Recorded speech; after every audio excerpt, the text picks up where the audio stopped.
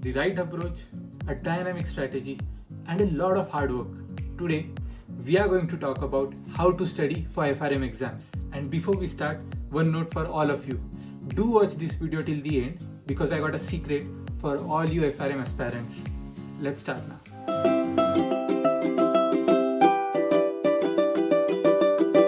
If you have enrolled for the FRM program, then congratulations.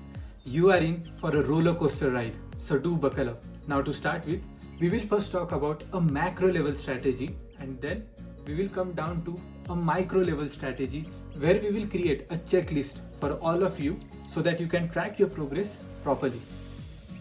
Now you are free to choose any course provider you want for your preparation. In my own personal experience, I think Shweza books were really good. So when I started studying for FRM, I initially skimmed through the whole curriculum.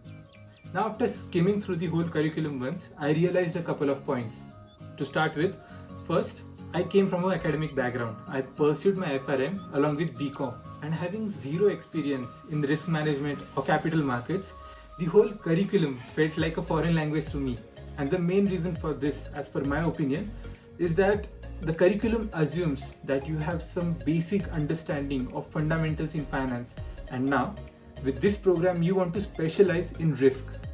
So I decided to join a local course provider who could help me in my preparation for FRM exam, Fintree.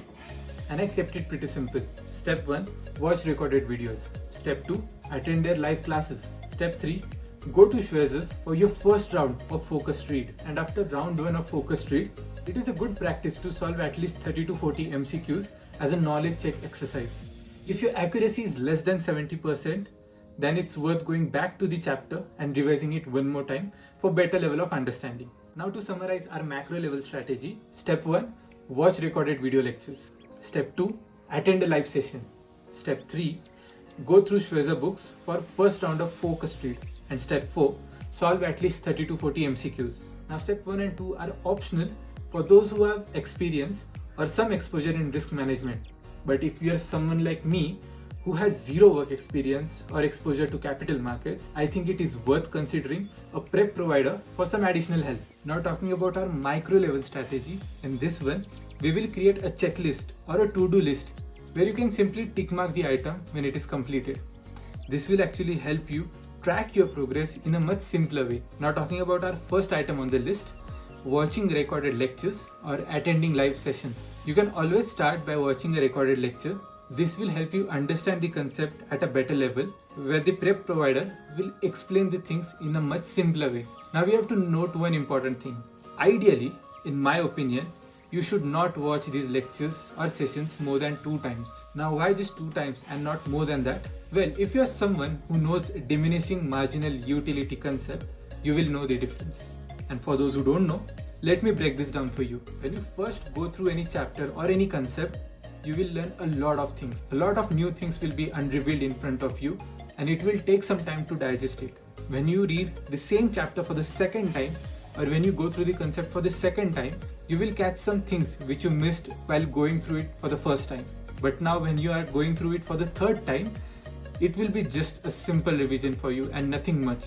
So investing the same amount of time watching the same lecture for the third time, it's not worth your time invested in the same lecture. Step number 2, reading the Shweza books or curriculum at least 2 times. Your first read should be a focused one where you capture a lot of things, and your second read should be a revision where you just go through the highlighted or important points. And now talking about step number 3, going through solved examples available in the blue boxes in your Shweza curriculum. This step is actually a game changer. This will help you understand each concept at a much deeper level, where they give you a scenario and give you the solution while explaining every part of the solution. Now talking about step number 4, solve a total of 1500 MCQs. Now the trick to passing any competitive exam out there is a rigorous practice of MCQs. Solving 1500 MCQs will help you prepare for the exam and check out every testable area in the curriculum. Now talking about step number 5, which is our last step, I recommend you to solve at least 5 mock exams in exam-like simulated conditions. This will help you adapt better to the exam conditions, and you will be much better prepared for the exam day. And now is the time for secret. Well, there are 2 books which I highly recommend you to read before you start your FRM preparations. These two books worked wonders for me. They acted as an asset where they helped me break down some complex products, derivative structures, and other concepts and made my FRM journey a bit easier. Book 1 is a book on derivatives written by John C. Hull, and the second book is Financial Risk Management written by Philip Jorian. These are two great books that will help you prepare better for FRM exams. Well, that's it for today, guys. If you like the video, don't forget to press the like button, share this video with your friends and family, and especially with those who are preparing for their FRM exams. And subscribe to my channel if you haven't already. I'm planning to get you some awesome content, and the motivation that helps me do so is your subscription to my channel. So subscribe to my channel if you haven't already. Until next time, take care.